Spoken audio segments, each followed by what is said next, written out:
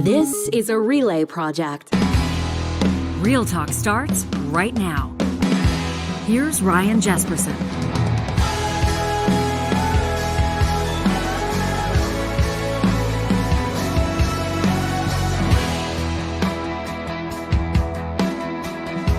It's August 8th. The 8th day of the 8th month.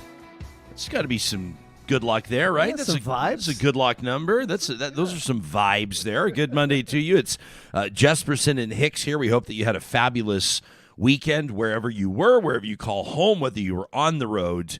It's always great to hear from those of you that were hitting up our hashtag RealTalkRJ, including the Titan of Talk, Charles Adler, who's going to join us a little bit later on in the show today. As he does on Mondays, he was talking. Did you see this over the weekend? He's saying Real Talk's done something for him. He says this podcasting thing is like lighting a fire. And I love it. And people are responding. And that just, of course, fills our bucket. And we hope that Real Talk has the same impact on you as we get into the stories that matter to people and as we try to make sense of what's happening all around us. Supriya Dwivedi will be joining us as well in just a few minutes' time. You will say, why on Monday? Why would Supriya be joining us on Monday? She was set to join us on Friday. We encountered some technical difficulties, and so we wanted to reschedule with Supriya because there were a couple of stories that were time-sensitive and we wanted to hit, including that big Alex Jones verdict. So we'll get to that in just a second. I didn't even want you to mention the Gremlins. I barely did. I don't even want I them barely in the did. room. But there will be people that are tuning in, people that download this podcast on this Monday. Thank you for that. That'll be still wondering, what the hell happened on had a Friday? few days Where was last your week show on where- Friday? So I Yeah. just wanted to quickly touch on it. We had some issues that you troubleshot. They're And, we hope they're gone. We shouldn't say stuff like that out loud. You never know. But here we are on this Monday, optimistic, and it's going to be a good show. So Supriya coming up in just a second. This Alex Jones verdict is pretty wild. I think a lot of people on Thursday afternoon, when they saw that $4.1 million judgment handed down, they probably thought, well, I was hoping for more than that, right? These two families, or in particular, rather, Scarlett Lewis and Neil Heslin, parents. Scarlett, we're going to, in a moment, show you her on the stand talking about her son, Jesse. It's heartbreaking stuff, obviously. We're talking about the Sandy Hook massacre 10 years ago already. They were suing Alex Jones for defamation based on his conjecture, his comments on his show InfoWars. You know the background, right? Suggesting that Sandy Hook was a hoax, that these parents are actors, that the whole thing was cooked up to mislead Americans on conversations around gun control. I mean, it's just wild stuff. And so he's hit with this $4.1 million judgment, and everybody went, well, in particular, Ms. Lewis and Mr. Heslin were looking for $150 million. That's kind of disappointing. And then, of course, legal watchers and those that were paying close attention to the trial said, hang on a second. They said, just wait. The punitive damages will be announced on Friday, which they were, more than $45 million for a total judgment of just under 50 mil. And this is one claim. So what does this mean for Alex Jones moving forward? What does this mean for InfoWars, this purveyor, if you will, of mistruth and disinformation? Alex Jones has already declared bankruptcy. Of course, you know Supriya. She'll clarify. She'll correct me on this. She'll say, I'm not a lawyer. She's not been called. She'll say, I'm not a lawyer, but she has gone to law school. And so we'll get her take on that. Plus, we're going to talk federal politics. We're going to get into some of the stories that have been making news there. And I wanted to let you know that Positive Reflections, as we wrap up the show today, presented by Kuby Energy, as you might expect, some good news stories, but good news stories where I felt like I personally needed them. Yeah, we need When we talk about animal extinction, species extinction, there's a lot of reasons to feel heavy, a lot of reasons to feel discouraged about what we're doing to our planet. But a couple of those stories are moving in the opposite direction. And that's my jam, Ryan. Yeah, so brother. I'm excited for I this know. today. The conservation initiatives have been successful, and we'll leave the details to come up a little bit later on in the show. Supriya coming up, as mentioned, in 60 seconds. First, I want to remind you that for more than 160 years, Covenant Health has made a huge difference for patients and their families, and for 30 of those years, the Covenant Foundation Lottery has played a big role in making a difference for those in their care. Every ticket purchased has a far-reaching impact. So we want you to help Covenant Health prepare for the future and continue to fund state-of-the-art equipment, enhanced care spaces, and innovative approaches to care at the Misericordia and Grey Nuns hospitals. Your continued support is vital. The prize is up for grabs this year. Amazing. A $2.2 million dream home. And there's a Tesla Model S available, Johnny, as the bonus prize. Now, that deadline's approaching beginning of September. You're going to want to get your tickets right now at covenantfoundationlottery.ca. I also wanted to let you know you're probably seeing a lot about Athabasca University in the news right now. If you're watching Alberta politics, there's some stuff going on with Athabasca. We are going to be covering that story, but I bring up AU today to remind you that just because we're in the dog days of summer, just because we're in the middle of August, it doesn't mean that it's not a perfect time for you to get started on your next journey. This could be a career-focused journey. Maybe it's self-betterment. You want to learn a little bit more about a field that has caught your attention. Athabasca University is Canada's online university where you learn at your own pace on a schedule that suits your lifestyle. So it's always a great time to get started at athabascau.ca. Well, typically, Supriya Dwivedi joins us on Fridays. Of course, I'm proud to ride shotgun with her as we bring you Seriously podcast on Wednesdays as well. But we missed you on Friday, pal, and there were some things we had to talk about. So I'm grateful you've made time for us on Monday. How was your weekend? Yeah, pretty good. I saw your pictures from the weekend. You had fun at Folk Fest, eh? Baby's first Folk Fest, so it was great. I don't think he heard very much of it because we had the heavy, like, baby-sized industrial duty headphones, and so I think I love those because it makes it look like they're going to like a construction site after. Yeah, you know? exactly. But it was we sort of figured like we want to get him started young when it comes to Folk Fest, and so he was there. I actually had a bit of a I don't know if I want to call it a coming out party. I don't know what you'd call it, but I had to be honest with my friends. For those that are watching this on YouTube, you can see here. You can follow me on Twitter or Instagram. There's little Noah with his Folk Fest headphones on and his soother in. Oh, everybody loves that. Everybody loves a baby at the music festival. But I came out of the closet a little bit this weekend, and I had to be honest with my friends. I didn't. There was a lot of a buzz and a lot of hype around some of the bands there. And I realized I just don't think they're all that great. And I think it's maybe just because I'm old or potentially you irrelevant. Used to be with it, and then they changed what it was. Yeah. What about Orville? Orville Peck was pretty good. Amazing. He was pretty good. I thought, should I say it? Should I start a fight here with like thousands of people without me? Go ahead. I thought that the National is overrated. I didn't think the National. See, Supriya doesn't like my take. Johnny doesn't like. I just didn't think they were that great. I don't see what the big deal is, but anyway. Why don't we talk about something that we can all agree on? And that is that it's a beautiful thing. This is tough subject matter. I don't mean to roll into it glibly, but it's a beautiful thing to see someone like Alex Jones ordered to pay up. I wanted to use this clip. This is from the trial itself. Supriya, it feels like everybody's seen it by now, but this is just remarkable stuff. This is when lawyer Mark Bankston lets the host, the founder of InfoWars, know that they've received all the info off his phone. This was obviously a game-changing moment. Here it is. Mr. Jones, you know how an iPhone works, right? You've had iPhone text messaging for several years now. Yeah. What does it mean if the messages are in blue? Whose messages are those? Whose phone is this taken from? I don't know whose phone's taken from. I mean, I turned the phone over and said, take the stuff off. Can I have you look in the very bottom below the very bottom left corner? Is that your phone number? Yes. So you did get my text messages. And it said you didn't. Nice trick. Yes, Mr. Jones. Oh. Indeed. You didn't give this text message to me. You don't know where this came from. Do you know where I got this? No. Mr. Jones, did you know that 12 days ago, your attorneys messed up and sent me an entire digital copy of your entire cell phone with every text message you've sent for the past 2 years, and when informed, did not take any steps to identify it as privileged or protect it in any way. And as of 2 days ago, it fell free and clear into my possession. And that is how I know you lied to me when you said you didn't have text messages about saying you okay. Did you know that? I told you the truth. This is your Perry Mason moment. I gave them my phone, and then... Mr. Jones, you need to answer the question. No, Did you know this happened? No, I didn't know this happened. But I mean, I told you I gave them the phone over. But just And answer the question. you said in your deposition You searched your phone.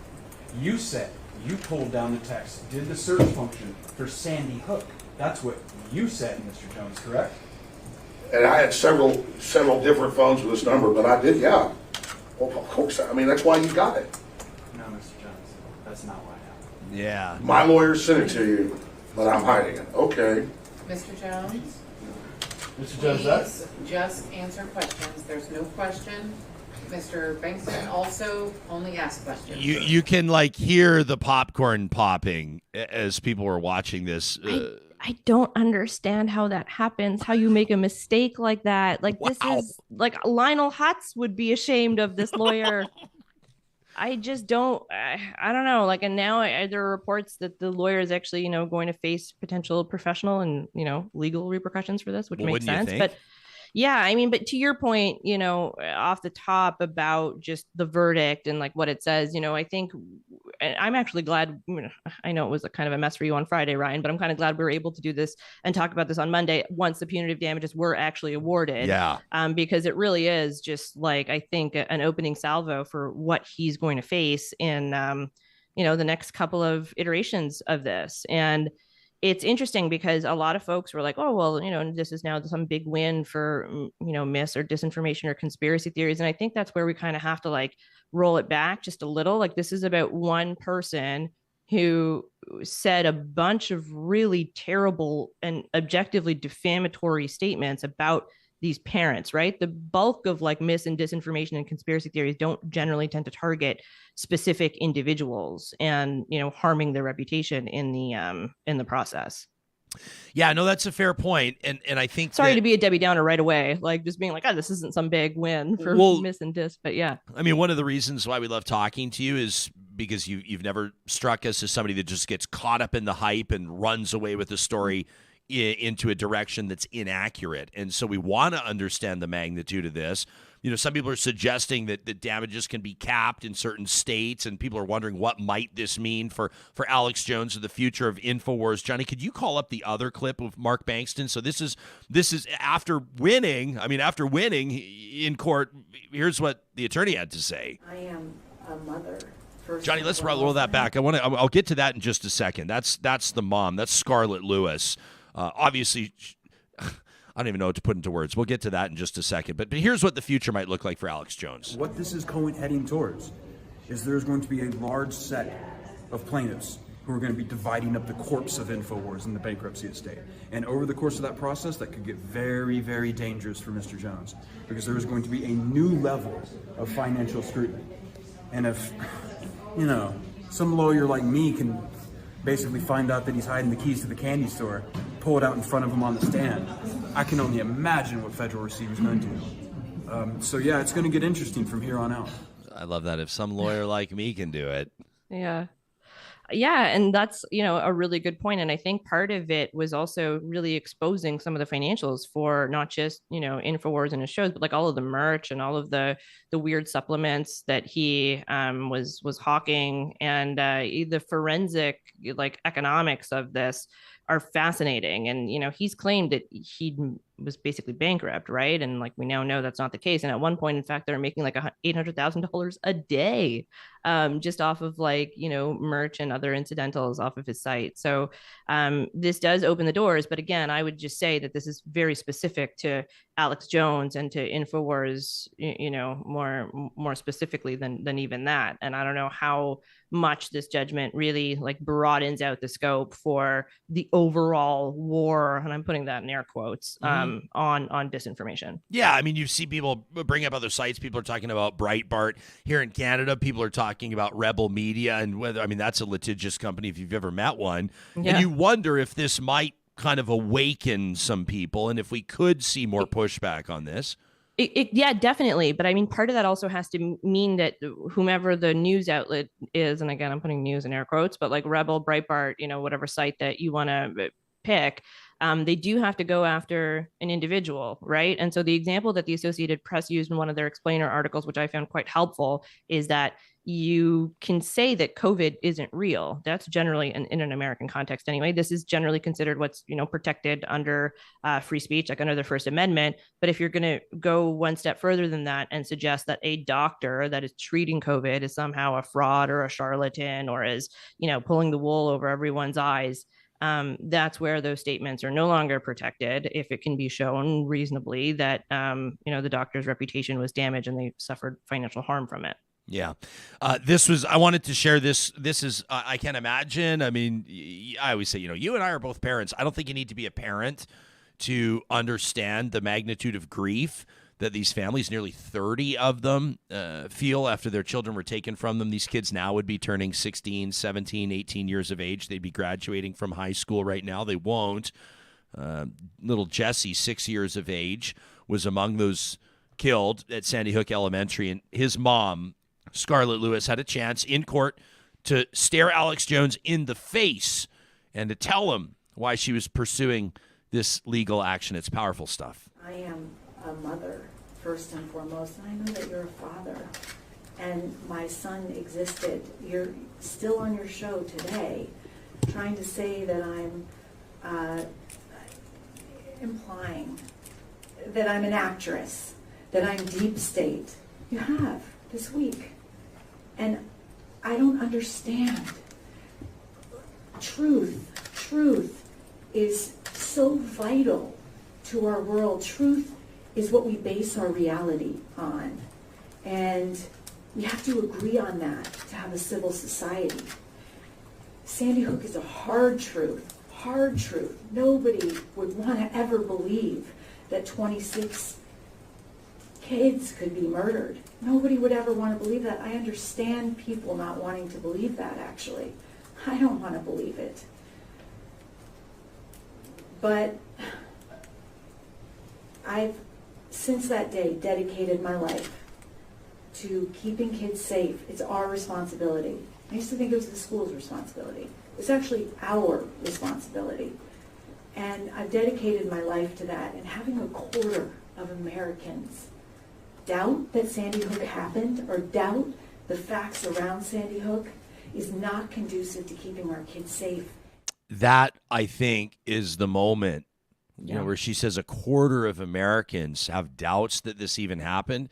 Maybe this has less to do with getting Alex Jones off the air or getting Alex Jones to pay up or getting Alex Jones to declare bankruptcy, and more to do with sending a message to almost 100 million people. Yeah, no kidding. And I mean, how do you, and what she said there is just so true with respect to, like, we need to have an established sense of truth for reality and to, have a civil society. And once that starts to break down, you no longer have a civil society. And we're already starting to see that, right? I mean, that's already the case. And, to her point as well, with respect to just folks wanting to believe something not to be true, like, it is understandable why people kind of fall into these holes, fall into these traps. It's a lot easier to want to believe that, 26 children weren't murdered in the way that they were, and that people didn't want to do anything to try and, ensure that something like that would not happen again via gun control at the federal level. But this is really where I think we have to be a touch careful, just because, like, how do you go about, legislating or regulating something like this in that space? Because this is the kind of thing that gives, like, authoritarians and dictators. And I realize I'm kind of arguing against what I think most people would assume my position would to be on this, but this is where we have to be very careful. And you and I, one of the very first times we did this Friday, sort of me joining you, was about the trucker tax and how that was, like, pretty, like, objectively, demonstrably false information that was being, put forward by the conservatives and by mainstream, Toronto Sun paper. And it's like, that's why you can't fall into the sort of trap of, like, talking about this as, like, a liberal or progressive or a conservative or whatever issue, because it does affect all of us. It fucks over all of us if we don't have an objective set of reality and truth and facts that we can all sort of agree on. And yeah, different people are going to come to different conclusions, possibly on the same set of facts, and opinions are going to obviously vary, and we're going to have disagreements, but we need to agree on what's real. And if we don't agree on what's real, then we're all fucked. I'm curious to know where Real Talkers will land on this. We welcome your comments to talk@ryanjesperson.com. How do you see this? How do you perceive the significance of this judgment? What are you expecting to see moving forward? We'll get to some of your emails as the week progresses. I know that you want to offer a disclaimer before we play a clip from David Hurley's The Curse of Politics podcast. I don't want to put words in your mouth, but you want to say something maybe directly to Lisa Raitt before we roll this clip. I do. So I love Lisa Raitt. I have a giant girl crush on her. And for, I would say basically since she went up on that Parliamentary Press Gallery stage dinner and pulled Liz May off of there, that's when you were just like, you know what, Lisa's like the kind of girlfriend you want, who's going to hold your hair back while you're puking and is a real ride or die. So that is my disclosure before you roll the clip. I love Lisa. Okay. So Supriya loves Lisa, and here's Lisa Raitt on The Curse of Politics. I've been watching Twitter lately.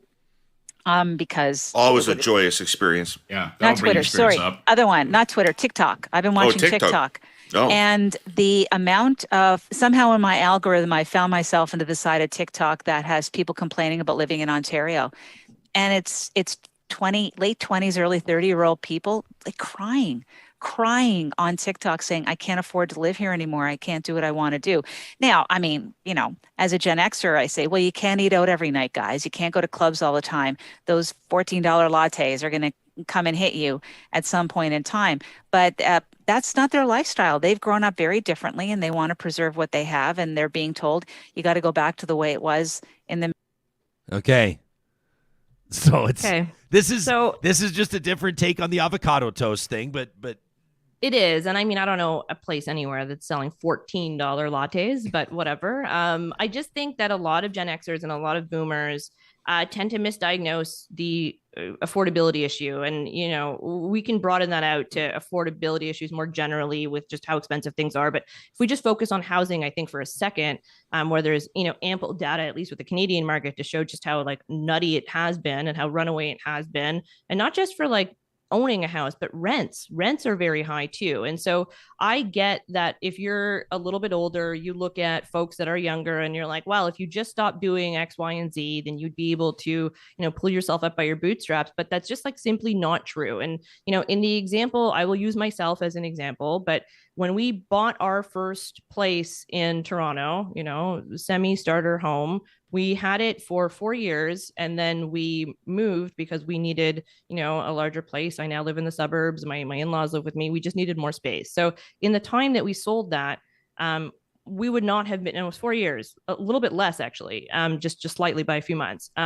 We would not have been able to afford that house. The couple that was basically us, some time ago when they were buying our place, we would not have been able to do it. And we had parental help, and both my husband and I have good salaries, a good respectable household income and family help. And I think that's what people don't realize, is that often to own in a lot of these places, urban, suburban centers across the country, you do need parental help. And that's a really bad place to be. If you can only own land if yourself are the descendants of landowners, right? That's like Hunger Games shit, and we don't want to go there. And so I will, and there are people a lot smarter than me that have studied this, that have lots of data on this, that can, show Lisa and the rest of them just how wrong their statements are. So I don't really want to, harp on that.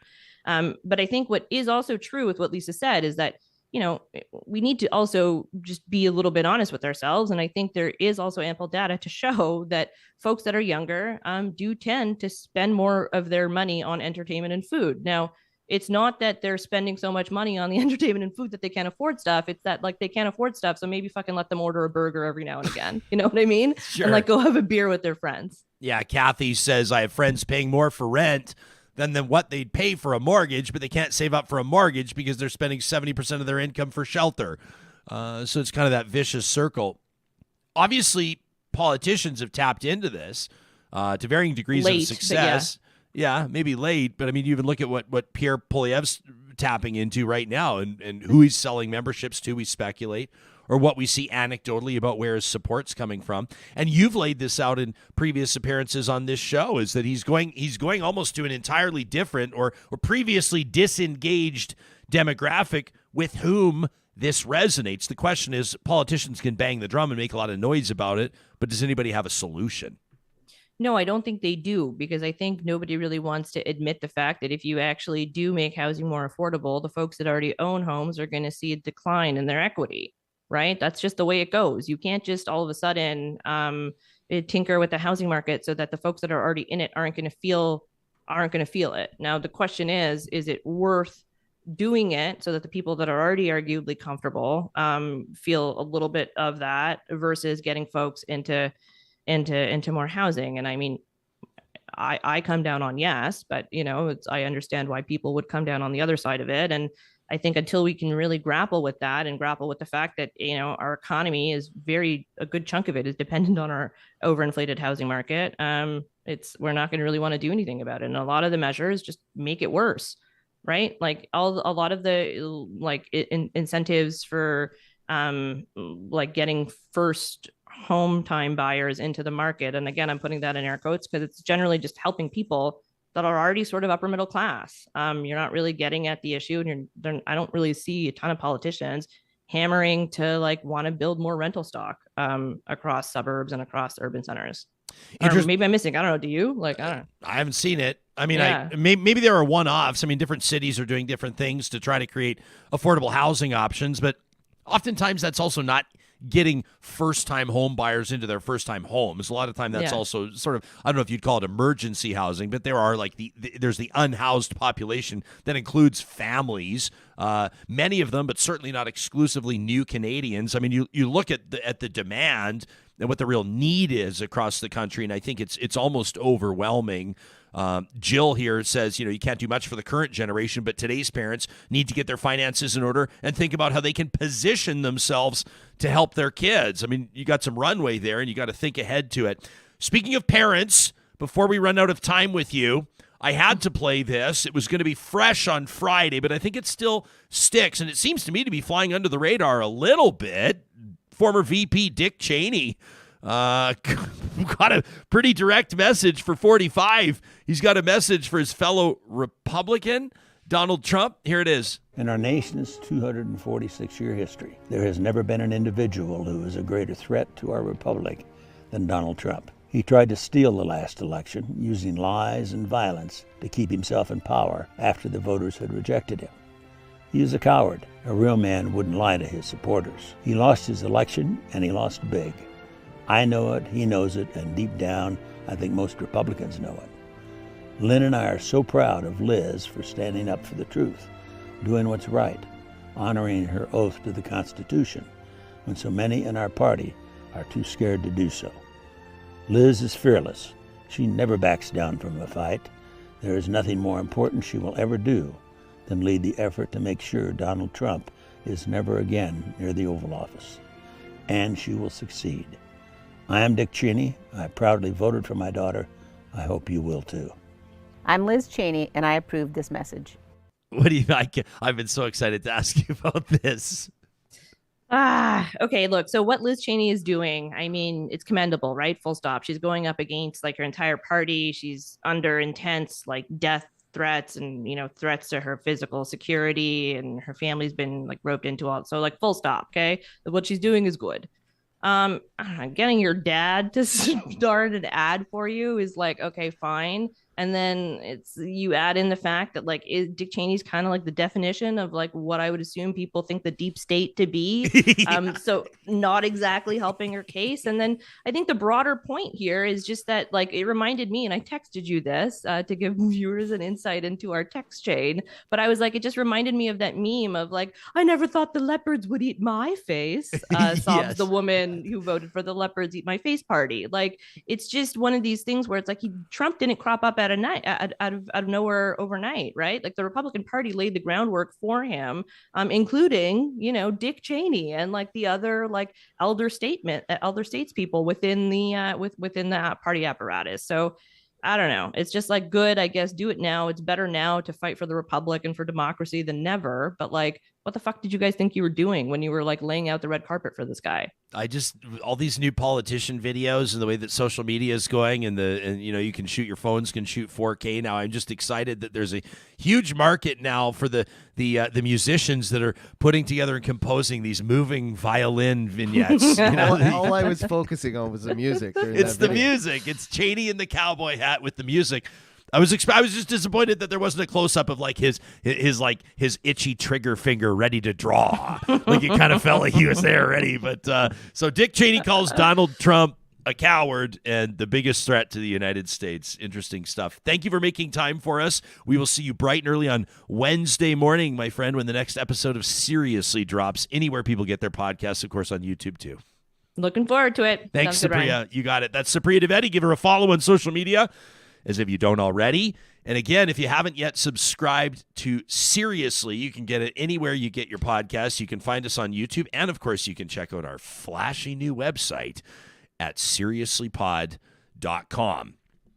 The Titan of Talk, Charles Adler's coming up in just a moment. Some interesting polling from Nanos, and I know Chuck wants to chime in on this. It shows that Stephen Harper, former prime minister, obviously the last conservative prime minister that Canada had, the most recent, somebody could read into that statement. Last prime minister, the most recent conservative prime minister endorses Pierre Poilievre. You'd think that's a huge deal. Well, it turns out that it might have actually hurt who is perceived to be the front runner in this conservative leadership race. That from Charles in just a second. First, we want to remind you about Friesen Brothers Butcher Shop. You know, they've been open. They built this entire family legacy on their butcher shop. That's where it all got started. Before they were your local grocery store, they were your trusted local butcher shop. Now, one of the things that I think has been most popular with Friesen Brothers Butchers are the freezer packs. You can fill your freezer with the combo of exactly what you and your family needs. It could be premium cut Alberta beef, pork, chicken, and of course that world-famous Ivan's sausage we've been telling you about. World Bratwurst Day is coming up. In just over a week, Friesen Brothers has been proudly presenting Ivan's secret recipe. This one developed right here in Alberta. For decades, there's the original, the Sweet Ivan's, the Bratwurst, and the Farmer's Wife spicy sausage. You can find out details at friesen.com. Apex Automation wants us to remind you, if you're an engineer anywhere in Canada and you're feeling like it's time for a change, maybe you're not appreciated where you're currently working, maybe you feel capped, limited, like you're not achieving your full potential, why not check out apexautomation.ca? They have a careers link there. You can also learn more about their projects, engineering, fabrication, how they're providing fully autonomous solutions to industry and giving people back their time. If you're the best at what you do, why not work alongside the best in the business at apexautomation.ca. Sherwood Dodge and St. Albert Dodge have Alberta's best selection of Chrysler, Jeep, and Ram, and they're ready for you today, either in person at their beautiful dealerships or, of course, online, where you can browse their new and pre-owned selection, including the brand new 2022 Jeep Grand Cherokee, an overhaul on the design of North America's best-selling SUV. Some great fuel-efficient options as well for those of you that are watching those prices at the pumps. If your family's looking to make a change to what gets you around town safely, make sure you visit St. Albert and Sherwood Dodge. And I mentioned our hashtag earlier. It's a great way to catch our attention if you're chiming in on Instagram. Make sure you follow Real Talk on Instagram and TikTok now. Plus on Twitter, too. Our hashtag Real Talk RJ is powered by our friendly local utilities provider at Park Power. You can compare rates today. What are you paying for electricity, natural gas, and internet? Bundle your three services and save money. Plus, the promo code 2022-Real Talk gets you $70 off your first bill from Park Power. Well, every Monday, it's our absolute pleasure to connect with Charles Adler, the Emmy Award-winning, RTDNA Lifetime Achievement Award-winning, legendary Canadian talk radio host who joins us today from, I think, Manitoba. Charles, is that where we find you this morning, Manitoba? I'm on the prairie, my friend. I'm on the prairie right now. Yeah. It's good to see you. I appreciated your tweet yesterday. I don't have it right up in front of me, but you were talking about how you're feeling invigorated. There's been a fire lit underneath you from joining us. Let me start out with a sad story, and if it gets too sad, too maudlin, just shut me down. A couple of years ago, I was driving around, and I'm not one of these people who listens to my own shows. I mean, there's some people who listen to their stuff every day, and I'm just not one of those people. So I was channel surfing, hitting different buttons, listening to different hosts doing different shows, and most of it just sounds like boom, boom, boom, boom, boom, boom, boom, boom. You know, they're professional broadcasters, bingo callers, whatever. They're not particularly into their material. They're executing their jobs, their content, the guests, the topics, you know, whatever. And they're just generic. Not trying to slam them, but I'm just punching around. And I realized at one point, this has never happened to me before in my life, one of the people that I'm just about to punch out of, because he also sounds like like a kind of like sometimes somebody who's been doing baseball for too long, or maybe the game's going on too long and the game sounds something like this. Jesperson throwing high heat. Adler taking a cut. Well, you know, one of those kinds of, you know, shows. So anyway, I am punching out of one of those kinds of shows, and I realize as I punch out, because I sort of get a little bit curious, I punch back in. I realize that the person I just punched out of was me. Okay, that is. What? I can laugh about it now. I wasn't laughing that night, my friend. I wasn't laughing, amigo. I was sobbing inside. Okay, I was sobbing because that was my worst nightmare that I was living. As a matter of fact, the only thing that came close to it was the odd nightmare that I had over the many years. Because, and it's not about touting myself, but you can't achieve any serious sort of high level of success unless you bring a lot of passion and, yes, joy to the part. And that was never a problem. I never thought of what I was doing as work. But boy, for that few moments, I punched back in to realize it was me. I punched out again immediately because it was just so difficult to handle the fact that I, too, was now one of these bingo callers just executing the material in a relatively professional way, blah, blah, blah. Coming up in just a few moments, Anyway. Not anymore. I just, it dawned on me that it was time to saddle up and move on because, legacy matters. I mean, different people have different values, but, part of our relationship here is I see you as my heir. I sometimes call you my podcasting progeny because you've got so much of what I used to call the girl that I brought to the dance, the passion, the amount of prep that you do. And most important to me, most important to someone like my mom and my late dad, you don't suck up to anybody. Sometimes you support the guy on the left and sometimes the guy on the right, sometimes none of them at all. Anyway, you're relentless in your pursuit of truth and you've got a passion for doing what you do. Nobody who listens to you thinks that you're doing it for the money. Of course, we want to get paid. We're pro-business. We're pro-free enterprise. We're all that wonderful stuff. But folks, I got to tell you, and I don't mean to embarrass my podcasting progeny here, I refuse to take a dime for these visits on Monday. Okay, Ryan had to force me to accept this as a gift because I wanted to pay for the cap. I wanted to pay for the Ryan Jesperson Real Talk merch. Are you talking about your Real Talk snapback cap available under the merch link at ryanjesperson.com, Charles? Is that what you're talking about? Can everyone see the mug? Oh, yeah. Look at that. I wonder if I drink my coffee out of this mug. I drink Kirkland coffee. Oh, wow. We're still trying to land on a studio coffee right now, Johnny. I guess what this means with Chuck letting us know that because we actually had a business proposal for you, Chuck, but we'll just go ahead and toss that because we wanted to. We were hoping to pay you a couple of grand a week, but if you don't need it. I sample. Yeah, we'll keep it. I sample we'll everybody. Keep it. Starbucks. I sample Timmy's, and today I've been sampling the stuff I got at Costco yesterday, which is. I guess their brand is called Kirkland. I saw it. Opportunity person. I don't want to get too off track with you, although who cares? We can talk about whatever we want. But I saw somebody over the weekend on one of the golf accounts that I follow. Apparently, and this is not a paid spot. You and I are not subtly integrating marketing. This is there's the Kirkland Scotty Cameron putter, and everybody's wondering, like, would ya? The question is, would ya?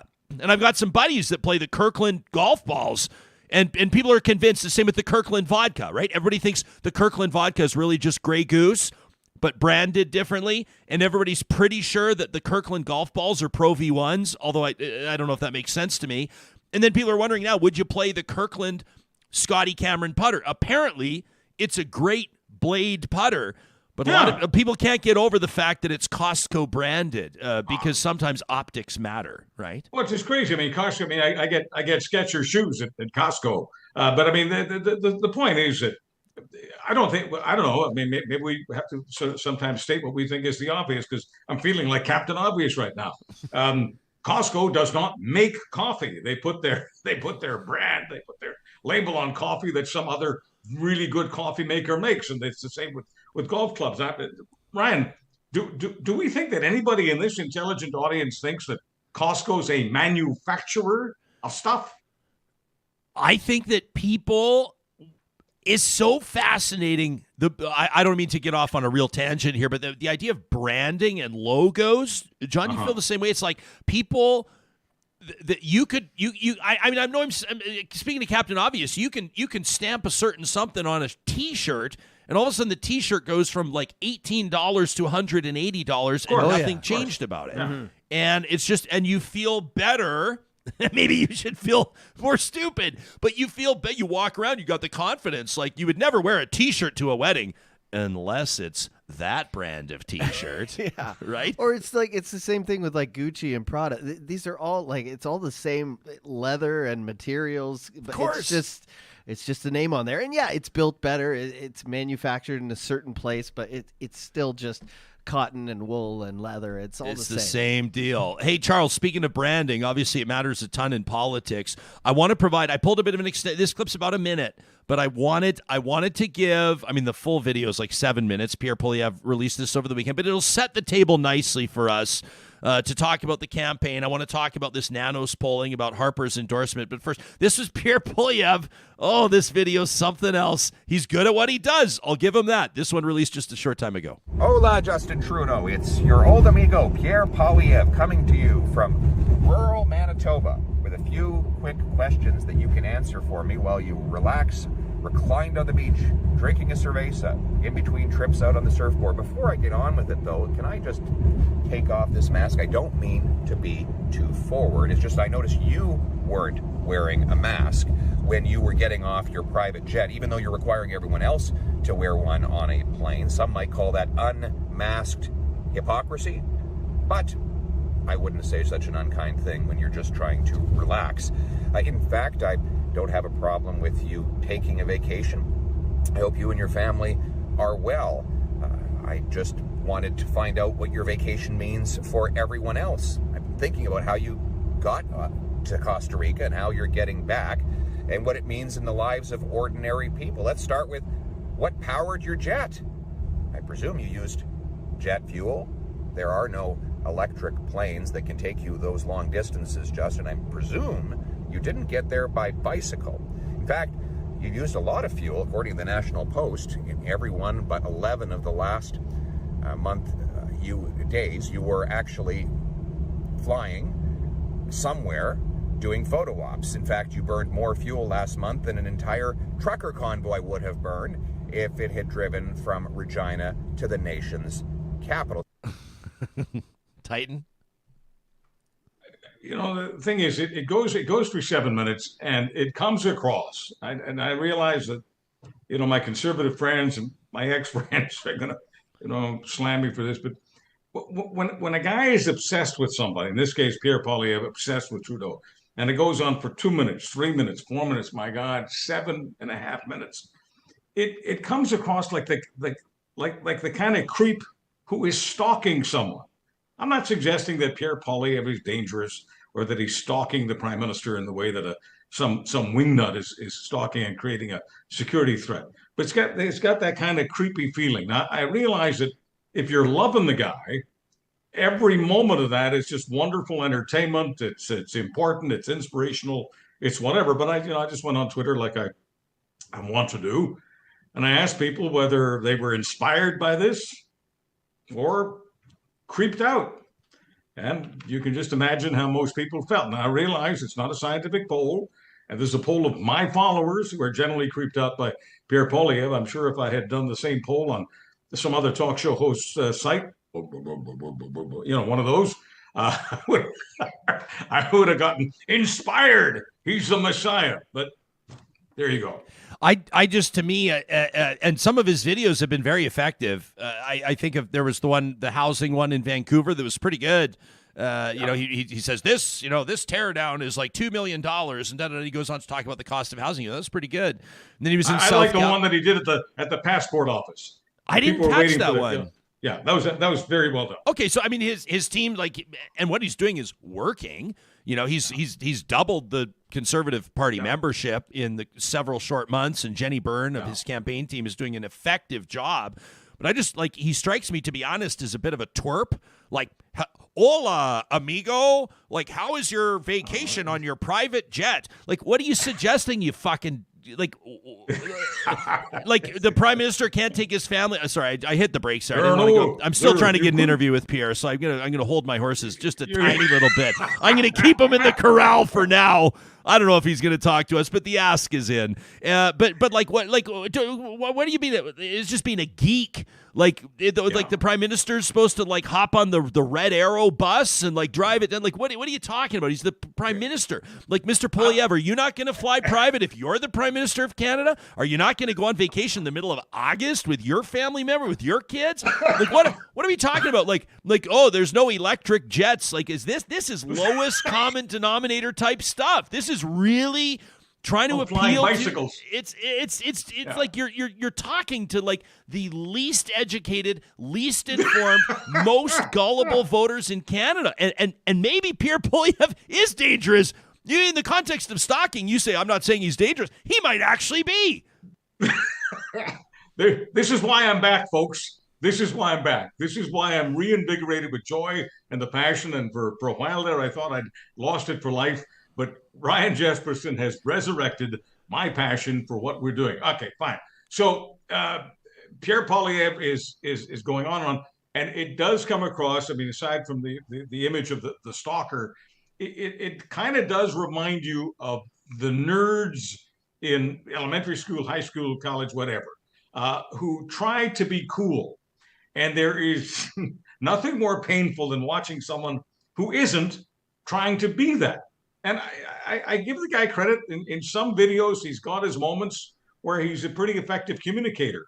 But I think at times he is the kind of nerd who sometimes, and I don't want to go too far with this, who sometimes would attract what I'll call bully behavior. Not trying to justify bully behavior. I'm not suggesting that I was ever a bully myself. But sometimes some nerds sort of bring the worst out in other people. And sometimes Pierre Poilievre, when he's talking about, you couldn't have gotten there on a bicycle. There is no electric plane. That he does that to you. Are you surprised this nanos polling that shows that? I mean, I thought you get the endorsement of Stephen Harper. What's more powerful in Canada for Conservatives? Maybe, as much as Harper might hate to hear it, the Preston Manning kiss. Maybe that one might be worth a little bit more. I don't know. But Stephen Harper endorsement, you would think, was pretty big. They saved it for that moment. They rolled it out. Harper released the video. We played it on this show a couple of different times. It shows that numbers-wise, it might actually be hurting Pierre Poilievre.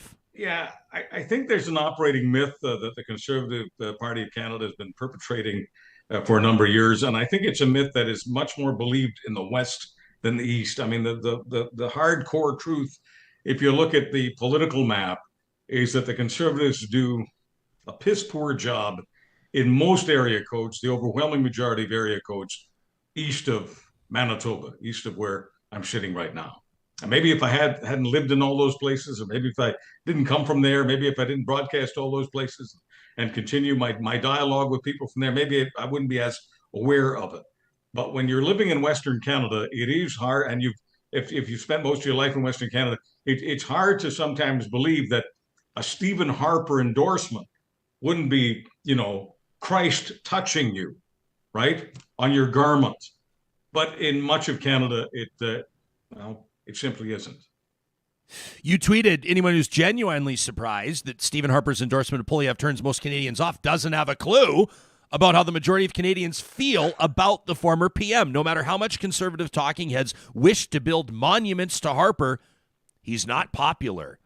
Not everybody's going to like to hear that, Charles. You know that. No, and I get that. But like I was saying earlier about, why I love you to bits, not just personally, but professionally.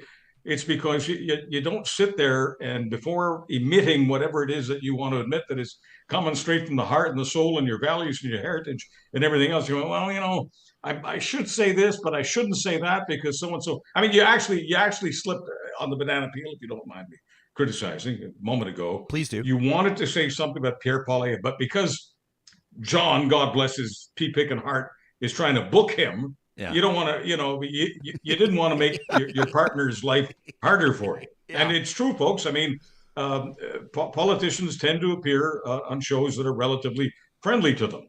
And so Stephen Harper almost never came on my How many times did you, on my show. When he was prime minister, how many times did you interview Stephen Harper? When he was prime minister, I interviewed him once, and it was because it was a radiothon where we were raising money for an earthquake in Haiti. Oh, so he had to. Haiti gets way too many earthquakes.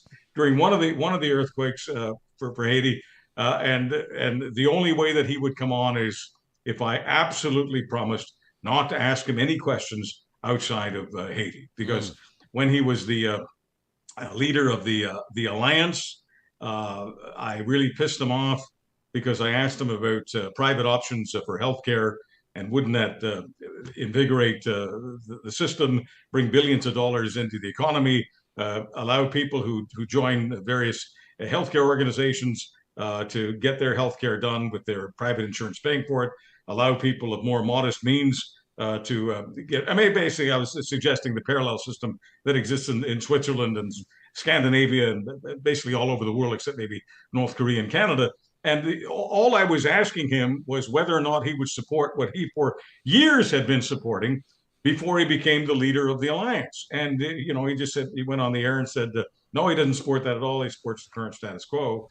And I said that I preferred the Stephen Harper, who I got to know, to the Stephen Harper that I'm getting to know now. And that really, really ticked him off. I mean, like it was really bad. And after that, having him on to talk about anything substantive was impossible. No, there was one other time he came on for Haiti, and he came on one other time. He just came on, but it was only if I just allowed him to go for a couple of minutes. It was on election day to turn out the vote, but he would not discuss policy. And the crazy thing about that was, I mean, I was, and some people still think of me as a conservative. I'm certainly a pro free enterprise person. I'm not a social conservative.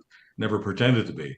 But he just felt that I was too unpredictable for him, and I would challenge certain things he said and how he said them, and he was only comfortable with a very, very small core of mostly local talk show hosts who did that thing that I'm not proud of, the Slurpee stuff. Yeah, well, you sort of like the big newsmakers will sort of rely on the shock and awe of their name recognition, where they roll in and kind of catch, oftentimes maybe a host or an interviewer, maybe even in the earlier stages of their career, where they're just thrilled to get the interview. Yeah. One of the things, I don't want to get too into the weeds on this, but I've always suggested to people, someone would suggest, for example, that your talk show, I'm not saying Charles Adler, but I heard it aimed at me too. Your talk show's a failure. You can't even get the premier on your show. Premier won't even talk to you. And I sit there and I say, you recognize that's a huge compliment, right? Like it's the show he won't do. It's the show that's going to put him in front of these are the questions. What's our job? Really? What's our job? Our job is to ask the questions that the public wants the answers to. Our job is to understand which questions the audience members would be asking if they were sitting in the chair. And when a politician won't take those questions, I mean, I prefer my politicians willing and able to mix it up a little bit, to come on here and talk to people with whom they vociferously disagree. But to get into it and prove you don't have something to hide, I'm not going to be afraid of a question. I'll take it head on. And if anything, come on and try to embarrass the interviewer.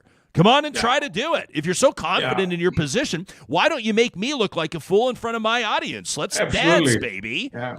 Throw down, slugger, throw down. Yeah. I'll reveal something here without destroying any sources or different people who've trusted me with this. Okay, I'll be able to do this. Confession. Several prime ministers who would not come on my show, Liberals and Conservatives, did want me to weigh in on things. They did want my opinion. And so they would meet with me.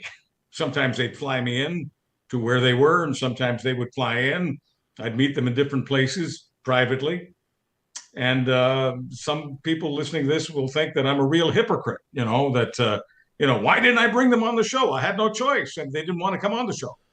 And I could have said, well, if you're not going to come on my show, I'm not going to meet with you privately. And, so I think about those things. But I just thought that my Canadian citizenship meant a whole lot more to me than whether or not I was going to have a prime minister on the show. And if the prime minister of a country, this country, my beloved promised land, Canada, thought that I could give him useful information or a useful perspective, and it was just private, I was good. I was good with that. So I didn't. And by the way, I didn't bother them about why don't you come on my show, because I understood why they didn't come on my show.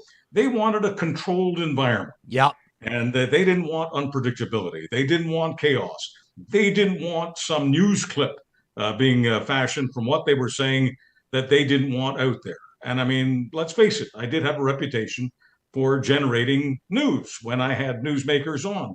So their PR people decided, and sometimes they decided. I'll give you an example.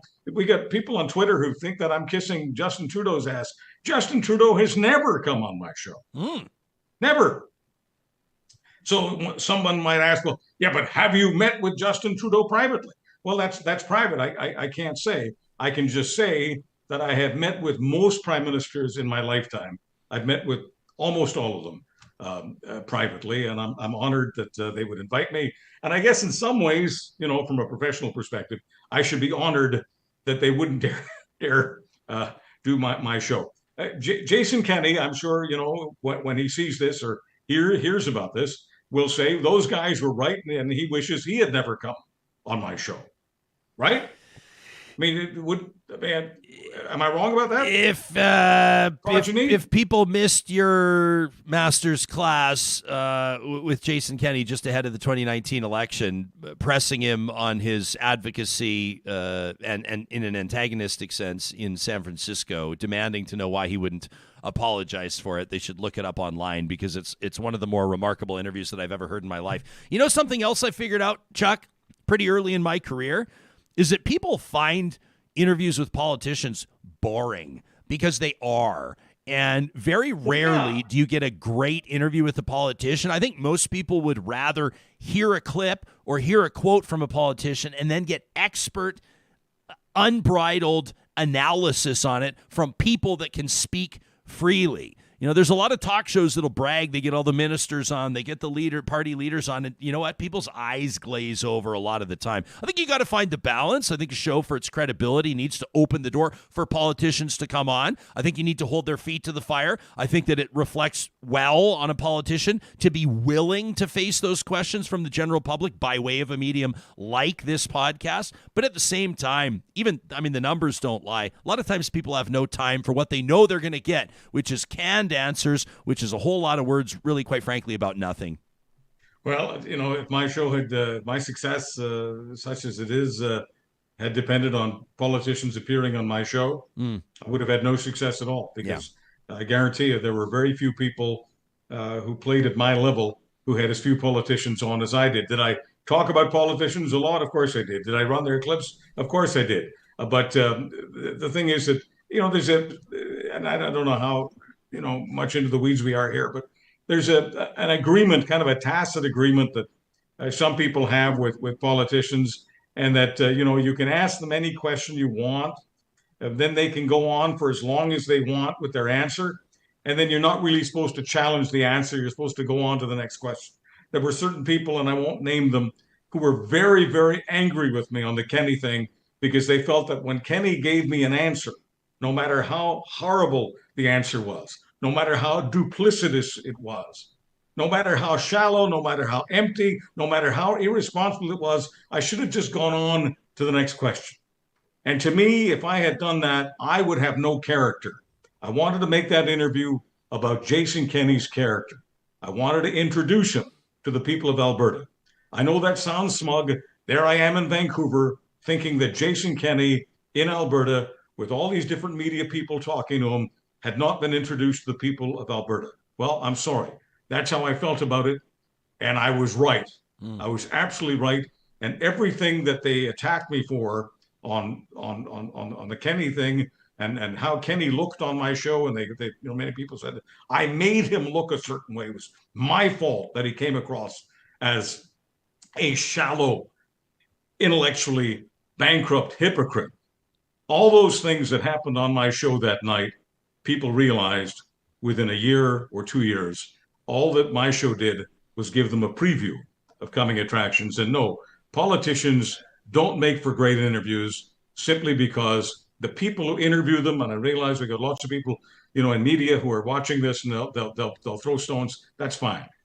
The reason politicians come across as boring as they do is because the interviewers do not challenge them, do not hold their feet to the fire, and don't make it about character. And character is the only thing that matters. Because when you're being led by somebody, you want to be led by somebody who says what they mean and mean what they say. And if they don't, it's your job as an interviewer to show the public exactly who they are. We noticed you were watching, I could tell, because you were active in our live chat on YouTube when I talked to former BC Premier Christy Clark just last week. If people missed the interview, they can catch it in its entirety. It's about a half hour. She's talking about the future of Canadian politics. She's talking about whether or not she believes Canada's divided. Spoiler alert, she does.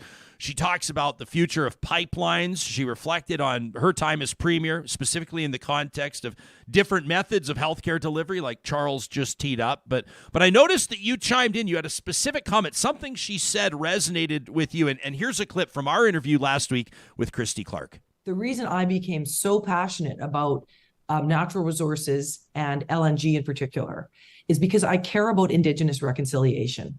And, governments love to do all of their apologies and all of their commissions, and it plays a role, but it is nothing compared to what we need to do to try and address poverty. First Nations have terrible addiction rates, suicide rates, child protection rates, health outcomes, not because they don't have enough apologies. They have terrible outcomes because they live in poverty. And the only solution to poverty is wealth. I saw you highlight that, Charles. The only solution to poverty is wealth. Good on Christy Clark. I've got lots of criticisms about Christy Clark. I'm going to park them. I'm going to park every one of those criticisms because what she said there was a $1 billion clip. The only solution to poverty is wealth. We can talk about history, the horrible history of residential schools. I've done it. Ryan Jesperson has done it. A lot of people have done it. None of that is going to create wealth. It needs to be told. I'm ashamed that I didn't know much more about that a couple of years ago. I'm ashamed that our teachers and our education system didn't teach us that. But I got to park all of that. Because if we're talking about economic development for our First Nations people, we have to give them the opportunities to develop. We can't just talk about how horrible the history is. That horrible history and retelling it as important as it is not going to create a single job. It's not going to help a single family have what we want for every family, and that's independence, economic independence, self-reliance. And so when Christy Clark said that those particular projects, which are resource projects in British Columbia, are bringing First Nations people out of poverty, that's exactly what they're doing, as are many projects in Alberta. Many energy projects. I mean, this is where the people on the left of me, the progressives, can't stand what I have to say. Yes, I'm pro-resources, I'm pro-energy, I'm pro-jobs, and yes, when it comes to northern areas of Canada, including the provinces we're talking about specifically here, British Columbia and Alberta, those energy jobs are good jobs. They're well-paying jobs, and they're well-paying jobs for a number of people who happen to be First Nations people. And if we really care about them, then we don't want them in poverty. And the only solution to poverty, to quote Christy Clark, the only solution to poverty is wealth. Chuck, Johnny and I are taking next week off. We're going to spend some time with our families. That means that you and I will chat 2 weeks from today. Thanks for giving us your time. We always appreciate it. Thank you for bringing back my joy and my passion for what we're doing. I know that many of my followers appreciate you, but nobody appreciates you more than I do, my friend. Thank you very much. Means the world to me, Charles. That's Charles Adler.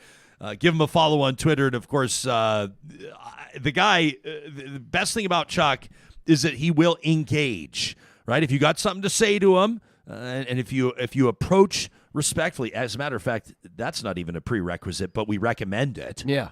We highly recommend it. I love that he keeps these conversations going, and we see it every Monday into Tuesday, into Wednesday. Every time he's here on Real Talk, we see audience members engaging with Charles and continuing these conversations, and that is just the coolest. I mean, that's like pretty much the whole point of what we're doing. He is. Charles Adler is the coolest. He was really cool in high school, too. Super Although cool in Pierre high wasn't, school. he was. Oh, hello, amigo. As you enjoy your cerveza before another trip out on the surfboard. And, we would love to have Pierre on the show. I think I'm kind of a kindred spirit with him because I wasn't that cool in grade school or high school, but near the end, grade 11 and 12, I kind of peaked and got in with some of those social circles. I guess you would call them the jocks, the preps, the cool people. But I tried to do what he did, too, was like, hook up with their lingo and try and be cool. And you know what? They all saw through it. And that's what's happening right now, right? And then when I was just myself, they kind of respected that. And, because you're original, you're different, right? But I have this saying, you can look it up. Well, I don't have it. It's called going ham. And that's what he's doing. He's going, I'll just swear, it's hard as a motherfucker. And we can all see that he's going just a little too ham on everything. Like, he's clearly an intelligent guy. Like, we can see that. Oh, for sure. There's no doubt about that. But he's just wading into these areas where it's like, man, I don't want to get Bitcoin advice from you. I don't want to get that kind, those kind of things you're telling us. It's an area you shouldn't be in, right? But I do respect you, Pierre. So maybe you can come on the show. We're sending emails every day. The invite's out. Tracy says it's so evident that he's just jealous. It's like he's obsessed with the prime minister. I'd love for him to grow up and get some new ideas to govern. You know who I love my politicians? Who? I'm not going to say in particular like who would be an example, but I prefer politicians that have great ideas, that demonstrate an ability to understand the issues that resonate with people. Pierre ticks that box for sure. Right, he understands what bolts he can torque to really, really kind of put together a compelling campaign, and it's going to work for him, I think. The question is to what degree. But I prefer politicians that almost virtually, and it's easier. I mean, political strategists may say this is poor strategy, but to almost ignore the other person, like Trudeau, who. Like Trudeau, like Sunny Ways Trudeau, like it's 2015, like that guy, the guy that, you could say that, the guy that's tired, the guy that's run into, and then you say, here's what the fresh, new, reinvigorated, relevant, forward-facing Conservative Party stands for. It's not just harping in on, no pun intended, but like, does anybody care? Does anybody really care? I mean, aside from the people that are perpetually angry or that just can't stand the prime minister, the people that focus on the things like the haircuts. I mean, it is a bad haircut, but still, but the focus on the hair, that focus on the socks. I mean, these are the people that care about them. But the average, ordinary, regular person assumes that the prime minister or any other politician is going to take a summer vacation with their family, and they assume that the prime minister is not flying Sunwing to get to his all-inclusive and stand in line at the buffet. Of course. He's the prime minister. Yeah, and it's funny that you say that. It's true. Like, you want a fresh perspective. Like, we can all. It's very easy to make fun of Justin Trudeau. It doesn't take a lot of talent or intelligence, right? So it's like, yeah. I had this thread that I helped share over the weekend from Heidi Scott, and I don't know Heidi personally. It really got me thinking. And I retweeted it. I sent it out, and I just said, this is like pure fire.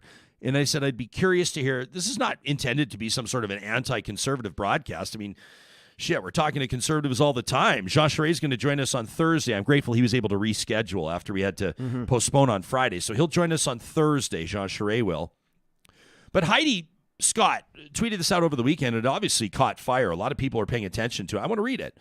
She says, suffice it to say that conservatives in Canada writ large would like us all to be distracted by their hysteria over Justin Trudeau and his family being on vacation. The question isn't, why is our prime minister on vacation? The question is, why do conservatives want this to be the headline? Might it be that they're trying to run out the clock because there are elections in the federal party and the United Conservative Party in Alberta, and what they really don't want is a country focused on the vast amount of material we should be discussing that reveals what it means to be a conservative in Canada? She says, over the course of the past almost 3 years, without question, conservatives have made all of our lives hell. Incessant rallies and marches and raging with Nazi flags and pinning the Star of David to themselves and saying they're like victims of the Holocaust. They've believed conspiracies and claimed that a global pandemic isn't real and that they wouldn't get vaccinated but would take veterinary medicine for horses. They've screamed about the prime minister. They've driven around with the worst stickers and decals on their vehicles about him. They've waved Canadian flags with the maple leaf upside down, calling themselves the real patriots of Canada. When have we ever seen a conservative stand up and say, what can we do to help people in Canada not get sick? When have they ever done anything other than scream about supposed rights and freedoms and conduct themselves in a way that made sure others did get sick? And that's patriotism and love of country? They hooked up together as white supremacists, yellow vesters, conspiracy theorists, haters of immigrants, Jews, Muslims, the LGBTQ community, liberals, progressives. They've lied about being a trucker protest. They cost us countless dollars in policing while they took Ottawa hostage. And who courted them? Front runners in the Conservative Party elections. Do conservatives want us focused on this? Rehashing and having serious discourse about this? No. So knowing that the center left and the left will happily distract themselves responding to the ridiculous chatter about the prime minister on vacation, they keep fanning that flame. It's a non-conversation. Yet there we are, all of us who aren't conservatives, writes Heidi Scott, predictably chirping away at conservative nonsense designed exactly for this. She says, I belly laughed at the conclusion of the Abacus survey that there is Trudeau fatigue in Canada. She says, I don't know who they asked or how they asked it to land on the theory, but it's nuts. The fatigue in Canada is with conservatives. This isn't just a Canadian phenomenon. It's a global phenomenon. People are sick to death of the anger, hatred, lies, conspiracies, outright denial of reality, science. And we're tired of right-wing destruction of peace and common sense and denial of climate change, the pandemic, massacres, you name it. Massacres, there you are with the Alex Jones reference. You name it, they'll spin it into a lie and grift off of it. She says we're sick of the Trumps, MAGA, the Make America Great Again, the Ultra MAGA, Steve Bannon, Alex Jones, Joe Rogan, Pierre Poilievre, Max Bernier, Ezra Levant, Rebel News, Stephen Harper, Andrew Scheer, Jason Kenney, the UCP, the CPC, Rex Murphy, Tamara Leach, Pat King, Danielle Smith, Marie Le Pen in France, Orban in Hungary, militias, gun nuts, every single lying, shock, jock, pastor, right-wing extremist influencer. This by no means an exhaustive list, but if you do not understand how completely sick and tired we are of all the right-wing bullshit we've been trying to peacefully live alongside, then man, you don't understand what's going on in Canada or elsewhere, because Heidi says, I can assure you we're exhausted from it and so sick of it. And to think that in Canada we'd be tired of the one guy who stayed rational, showed compassion, resiliency, grace, strength, who's shown us that he had our backs and demonstrated love of Canada and Canadians. I mean, she's obviously a Trudeau supporter. She says represented us globally in a way we can be proud of. What exactly is it we're supposedly so tired of that Pierre Poilievre looks attractive to us? You not see how funny this is? It's bizarre, she says. So have your games where you plant seeds and then pretend you're just reporting on how everyday Canadians think. Bullshit. She says, I'm not playing. Mr. Prime Minister, you enjoy your holiday. Mr. Poilievre, we see through you. She says, you fool no one with your extremist agenda. I'm focused on you losing, says Heidi, now and always. Danielle Smith and every other divisive conservative politician in Alberta, I'm focused, says Heidi, on making sure you never get elected. I'm not distracted, and neither are the people I know. You're not worthy of governing if you use lies and conspiracies to manipulate, if you harbor white supremacist ideology, and if you want to dismantle Canada to build a kingdom. You can follow her on Twitter at ScottHeidi576. Powerful stuff. One person's opinion. I'm curious to know where you land on it. She lays it out in a way that demands a rebuttal that I have yet to see. Kind of felt like a bit of a trash talk. Those, of course, come up on Friday. We had a politics trash talk. We were locked and loaded for Friday. So this week's edition is going to be an absolute barn burner presented by the team at Local Environmental Services. What are they all about at Local Environmental Services? Well, I invite you to check out their website at localenvironmental.ca. You can learn more about their core values. They're not just a garbage company. They don't just collect recycling and move on. They're about so much more than that. You can hear the message from founder Chris Labossiere. Still family-owned, this company is, after more than a quarter century of doing business across the prairies in Alberta and Saskatchewan, bringing great service into the communities they serve. You can learn more about their services and where they operate, Alberta and Saskatchewan, at localenvironmental.ca. Speaking of family-owned, a big shout-out to our friends at Eden Landscaping. This is the time of year where they are working around the clock, making sure that they perfectly execute the vision that their clients have laid out as they bring outdoor spaces to life. A custom landscape builder with more than 20 years of on-the-ground experience in Edmonton and area. One of the things I love that they're doing, they're really focusing this season at Eden Landscaping on these front yard, they call them the front yard butterfly approach.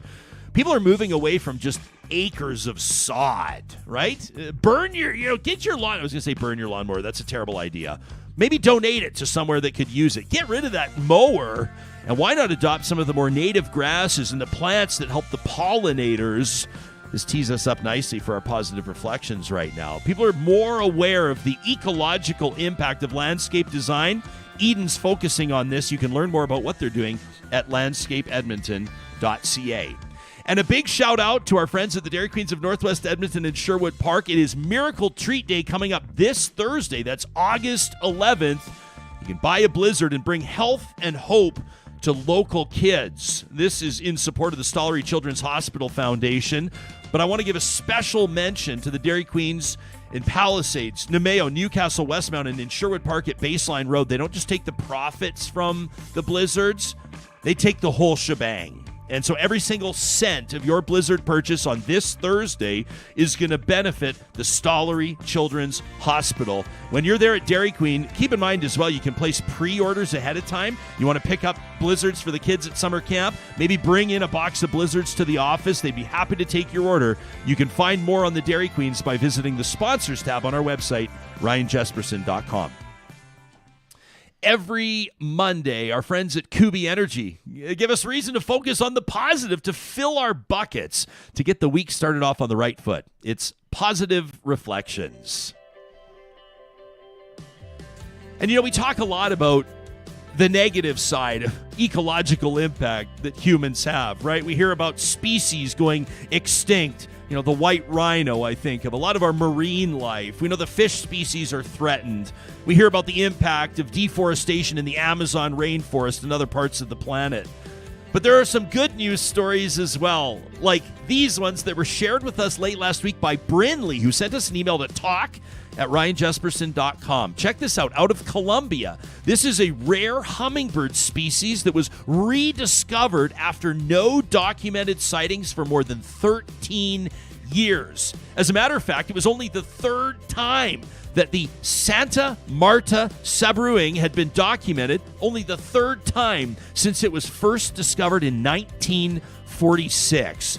This rare bird was included on a list of the top 10 most wanted lost birds, and this recent sighting, captured by a lucky photographer, an experienced local bird watcher, has conservationists saying this could be a huge indicator, reason for hope for a critically endangered species. Jürgen Vega made the discovery. That's the photographer, said this sighting was a complete surprise. I was leaving the area. They were studying endemic birds in Sierra Nevada de Santa Marta. Said I got out my binoculars and I was shocked to see a Santa Marta sabruing, an incredible stroke of luck.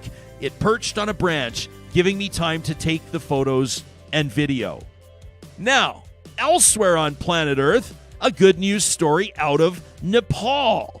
July 29th was Global Tiger Day, and the nation of Nepal had some roaring good news. Johnny, I couldn't help myself, reporting that their wild tiger population is 40% higher than what was reported in 2015. Woo! In just 7 years, the tiger population in Nepal is 40% higher, say conservationists. Now, how has this worked? How has Nepal nearly tripled the number of tigers in the wild?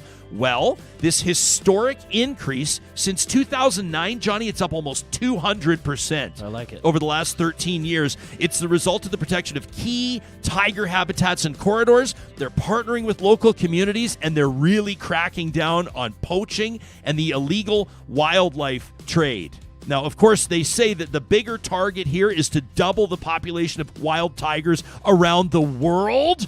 Nepal was a huge partner in this initial the initiative through the World Wildlife Fund, the Department of National Park and Wildlife Conservation. People are saying that Nepal's new tiger population shows that it's possible to save a species from the brink of extinction. It gives us reason to celebrate, not just on Global Tiger Day, which I did not know was a thing, but every day. So a shout out to those of you, even in your own backyards, even in your neck of the woods, the steps you're taking to attract pollinators or to provide homes for birds or to make less of an impact in the backcountry. Whatever you're doing, it has an impact.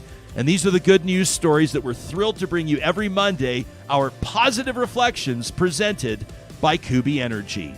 Our week will continue with our focus on other stories that are making news, stories that are relevant to you, and a big part of us knowing that is you getting in touch. You can find us online at ryanjesperson.com. It's easy to send us an email. You can hit us up on virtually all the social media platforms. And of course, a huge shout out to those of you that join us live every single morning on the Mixlr live streaming audio app, and of course YouTube, where you can leave your comments there in the live chat. Jean Charest on Thursday. Much more to happen between now and then.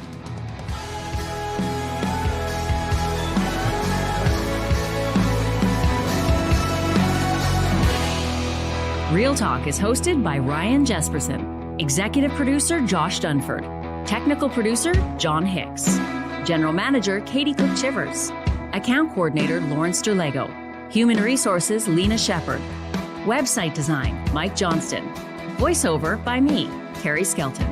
Real Talk's editorial board is Supriya Dwivedi, Ahmed Ali, Brandy Morin, Ann Castleman, Corey Hogan, Harman Candola, Catherine O'Neill, and Chris Henderson. Member Emerita, Julie Rohr. Real Talk is recorded in Edmonton, Alberta on Treaty 6 territory, the traditional and ancestral territory of the Cree, Dene, Blackfoot, Saulteaux, and Nakota Sioux, home to the Métis settlements and the Métis Nation of Alberta. Real Talk is a relay project. For more, check out ryanjesperson.com.